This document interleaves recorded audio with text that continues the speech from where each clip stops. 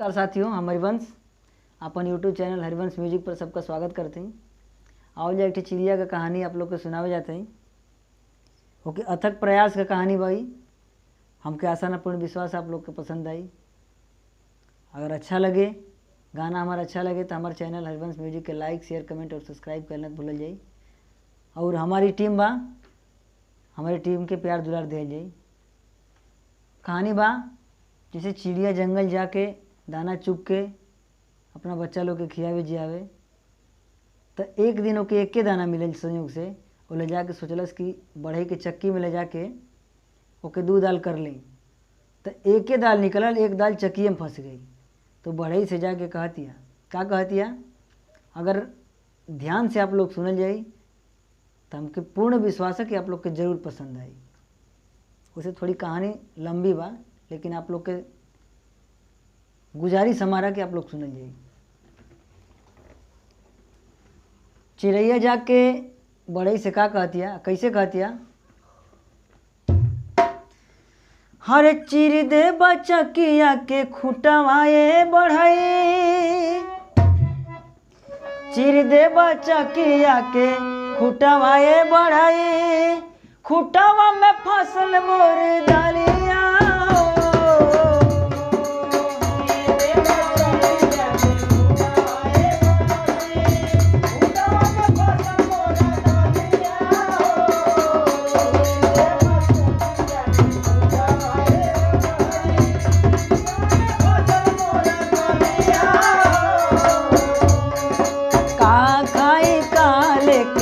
जाई हम घरवा का खाए का लेके जाई हम घरवा, बचवा जो हत हो ये रैया हो।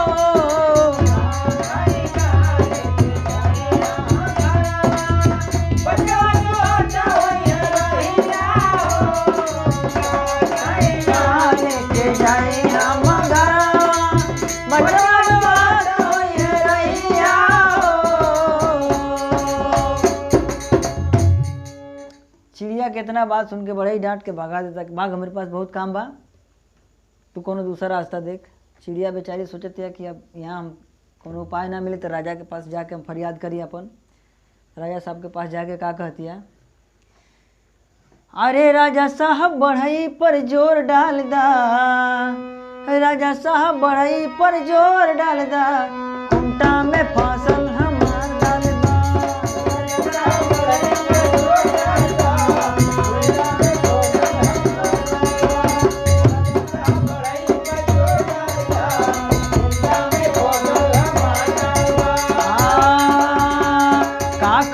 काले के घरे हम जाई, अपना लइकवन के काम कियाई, काम कियाई। काले के घरे हम जाई, अपने लइकवन के काम कियाई, काम कियाई। भुखिया से बेकल हमार लाल बा, भुखिया से बेकल हमार लाल बा,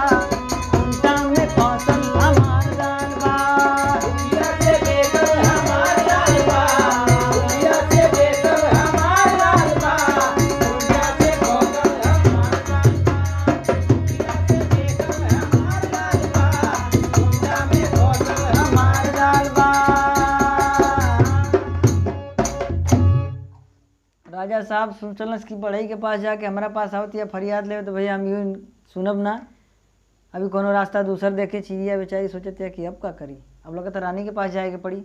रानी के पास जाती है बेचारी, और रानी के पास जाके का कहती है, ए रानी राजा समझाई दा, हे रानी राजा समझाई दा, राजा बढ़ई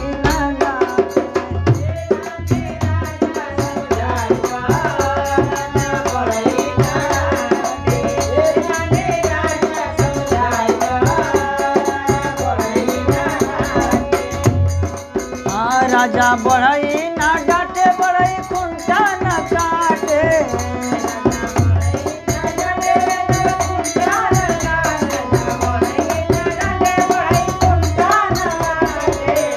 आरे खूंटा में फसल हमारे दाल खुंटा में फसल हमार दाल बा ई चिड़ैया बेहाल बा खुंटा में फसल हमार दाल बा खुंटा में फसल हमार दाल बा चिड़ैया बेहाल बा खुंटा में फसल हमार दाल बा ई चिड़ैया बेहाल बा।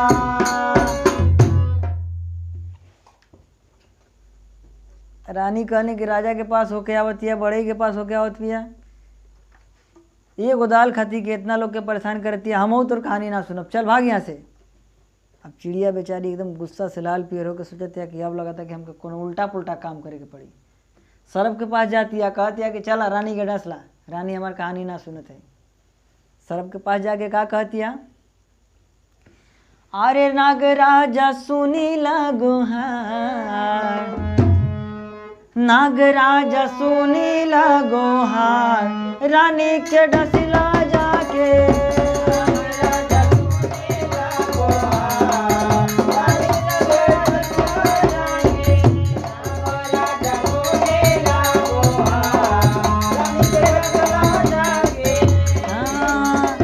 रानी नाही राजा काजे राजा नाही बढ़ाई जाते बढ़ाई न कुंटा चिरे कुंटे से न दाल गिरे बढ़ाई न कुंटा चिरे कुंटे से न दाल गिरे बढ़ाई न कुंटा चिरे कुंटे से न दाल गिरे जो हाथ होई है लाला ना हमार जो हाथ होई है लाला ना हमार रानी के डसला जाके जो हाथ होई है लाला ना हमार रानी के डसला जाके जो हाथ होई है लाला ना हमार रानी के डसला जाके।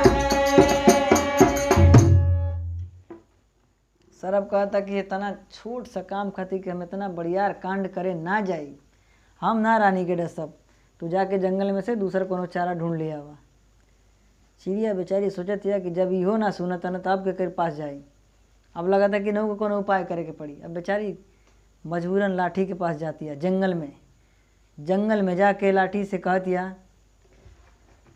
अरे लाठी लाठी सरप के मार दाना लाठी लाठी सरप के मार दाना सरप नहीं रानी डसेला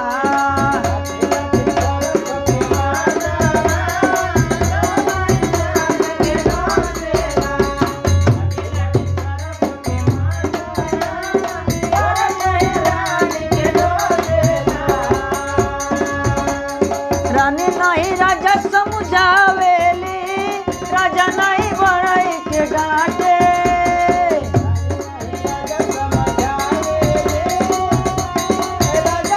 बड़ाई के डांटे बड़ाई न कुंटा चीरेला कुंटा से दाल नहीं गिरे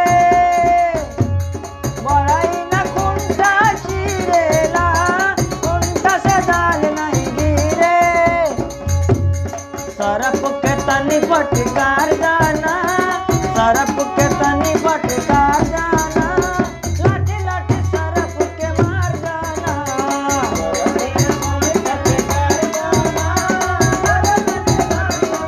लाठी लाठी सरप के मार जाना लाठी लाठी सरप के मार जाना।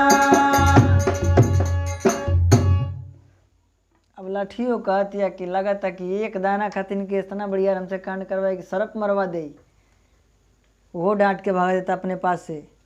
बेचारी मजबूर होकर सोचती है कि अब क्या करिए। अब तो लगा था कि हमके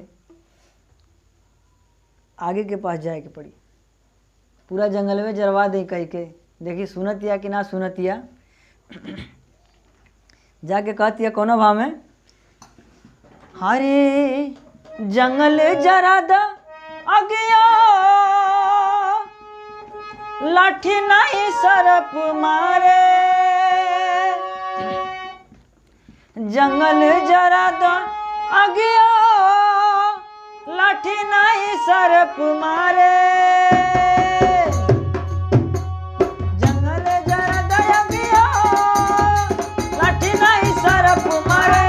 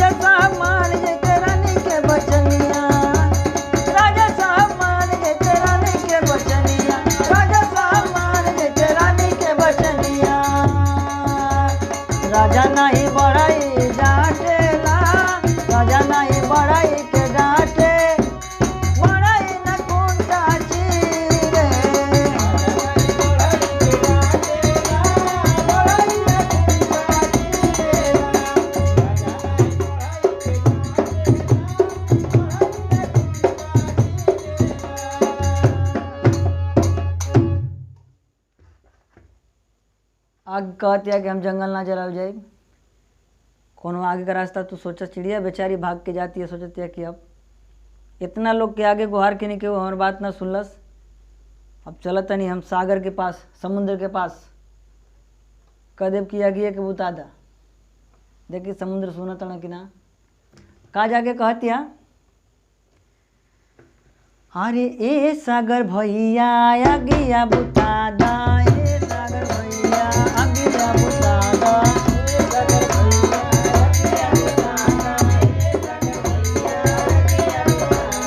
अगिया ना लाठी जा रे लाठी नाही सरफ मारे,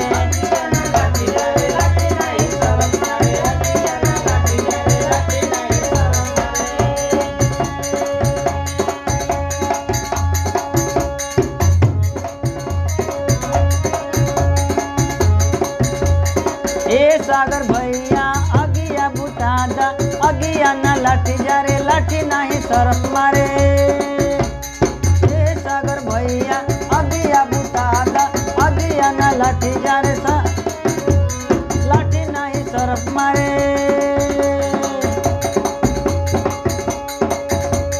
राजा नाही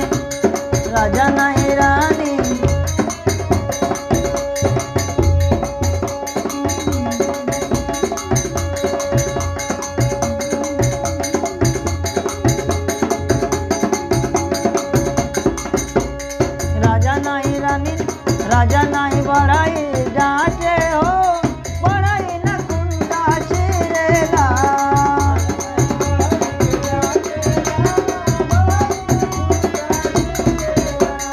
राजा नहीं बड़ाई के डांटे हो, बड़ाई न कुंडा चिरेला।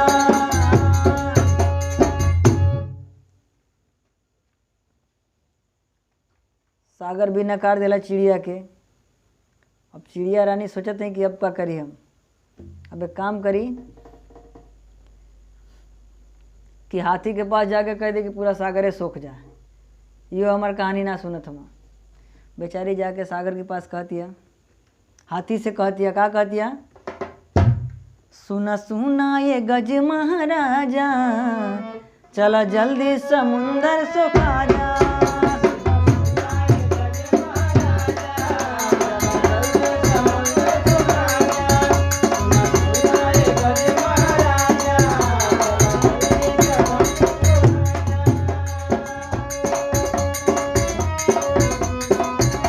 समुंदर ना आगे बुतावे आगे, ना लाठी जरावे लाठी, ना सरप के मारे। सरा पावा रानी नाही दास, रानिया राजा नाही तारे।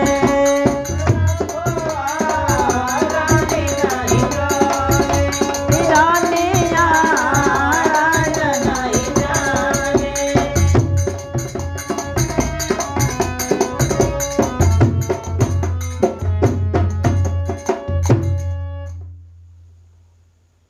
सागरों न कर गेले, समुंदरों न कर गेले। अब चिड़िया सोचते है कि अब क्या करी। बेचारी जाके एक ठे पेड़ पर बैठ के जाके सोचते है कि अब क्या करी हम। सुनसान बेचारी बैठल या, ओके एक ठे चीटी देख के सोचत है कि आखिरकार का चिड़िया रानी के लगता कोनो दुख बा।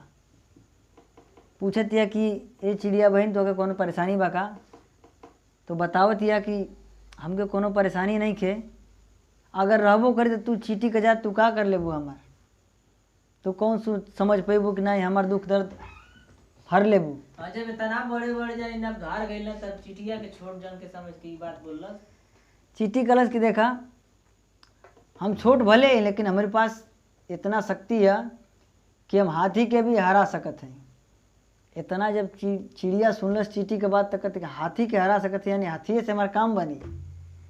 तब सोचलस कि चला बता दें, रो रो के बतावे लगल। आ का कहती है, कैसे कहती है बताओ। यहाँ से अगर पूरा गाना पूरा गीत ना सुन के अगर यहाँ से भी क्यों सुने तो पूरा कहानी समझ में आ जाएगी। कैसे कहती है, अरे सुनबू तू सुनबू ये चिट्ठी हमारी बचनिया अरे हमारी बचनिया हो सुन ले बुया राजा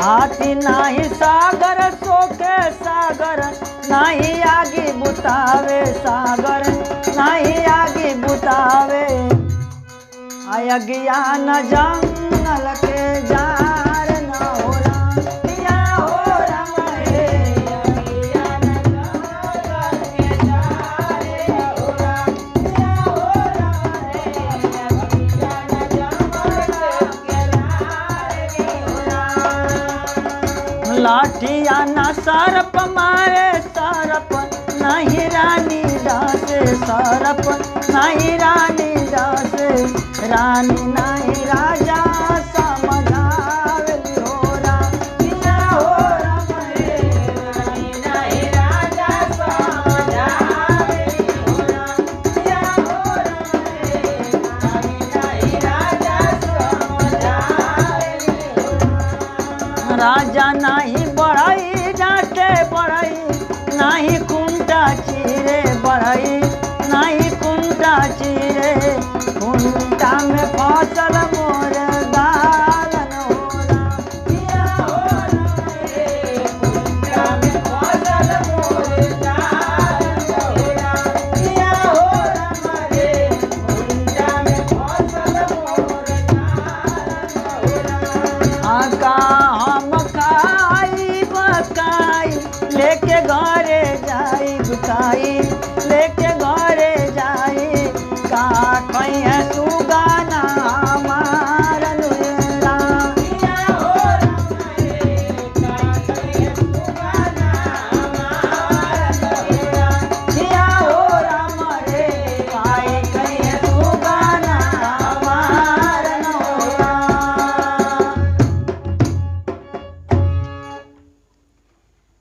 चींटी के चिड़िया का पूरा दास्तान समझ में आ गई। अब चींटी कहती अच्छा ठीक है ऐसन बात है चला हाथी के लग गए हमहू एक बार कोशिश कर लें बड़े बड़े लोग हार गए एक बार हमहू तनी जाके मिल लें बतिया लें हो सके कि हमारे माध्यम से कुछ बात बन जाए तो यार चला चलत है। सागर के किनारे गई हाथी हुआ मस्त पानी पी के अपन बेचारी सुतल बिया जाके चींटी कलश की चिड़िया बहन तू एक पेड़ पर बैठा हम बात करके आवत हैं। चींटी जाके हाथी के कान में कहती है कि अब बहने केहू तोहरी लगे आयल रहा तो ओकर दास्तान ना सुनल हुआ कहते नहीं ऐसा कोनो बात ना कलश की नहीं तोहरी लगे एक चिड़िया ले लियो बेचारी परेशान रहे दाना खातिर तो करे कोनो कहनाम ना कैल हुआ अगर हमार बात ना मनबू तो हम तोहरे कान में घुस के हरकत करब फिर तू पगलैबू कोनो मतलब ना मिली अकेले आए नहीं अपना पूरा झुंड लेके आई। हाथी सोचलस कि हो सके सही कह दिया तब अब यहाँ से हाथी कलश कि नहीं हमारे कान में तू कटिया मत तू जैसे जैसे कहबू हम वैसे वैसे सुने के तैयार हैं चला आगे लिया चल के कहाँ लिया के चला तू तो कलश की चला समुद्र के लग गए। तब चिड़िया के जब बोलौले भी अपने पास तो चिड़िया खुशी खुशी चलल बिया तो यहाँ भाव थोड़ी सा बदल गई। का बदल गई भैया? चिड़िया जब खुशी में बिया कि अब हमारा लगा था कि दाना मिल जाए का भाव बा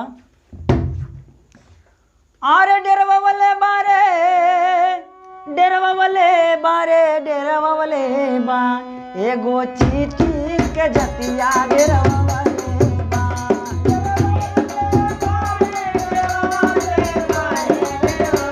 एगो चींटी के जतिया डेरवा वाले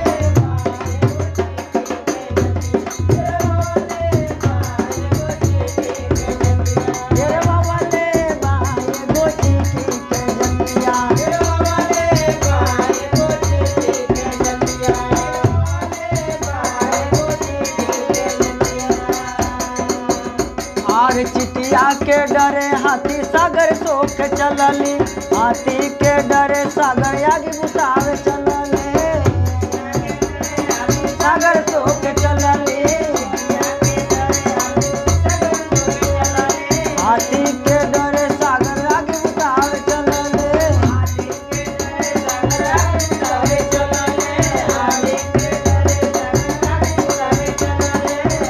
आरे अगिया के डरे सर्प मारे चलल लठिया, डेरवा वाले बा एगो चीटी के जतिया, डेरवा वाले बा एगो चीटी के जतिया डेरवा वाले बा, एगो चीटी के जतिया डेरवा वाले बा। लाठी के डरे सर्प रानी डसे चलले, रानी डस चलले हो,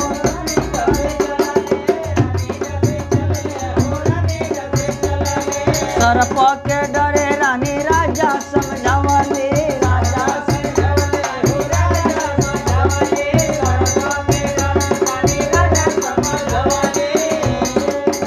आरे राजा के डरे बड़ाई की,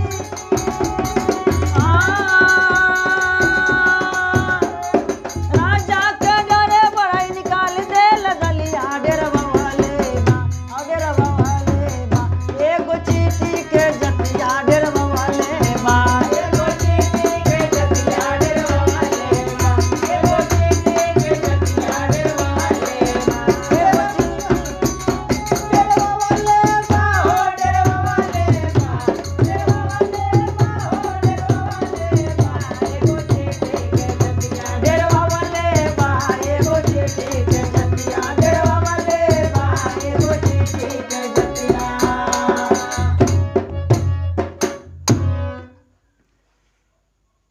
हमके आशा न पूर्ण विश्वास बा आप लोग के कहानी जरूर पसंद आई, समझ में भी आ गई लोई कि एक चींटी चिड़िया का कहानी सुन के चिड़िया बेचारी का साथ देती है, लास्ट में चिड़िया बेचारी अपन दाना लेके खुशी खुशी जाती है, अपना बच्चा लोग के घोंसला में खियावती है। नमस्कार।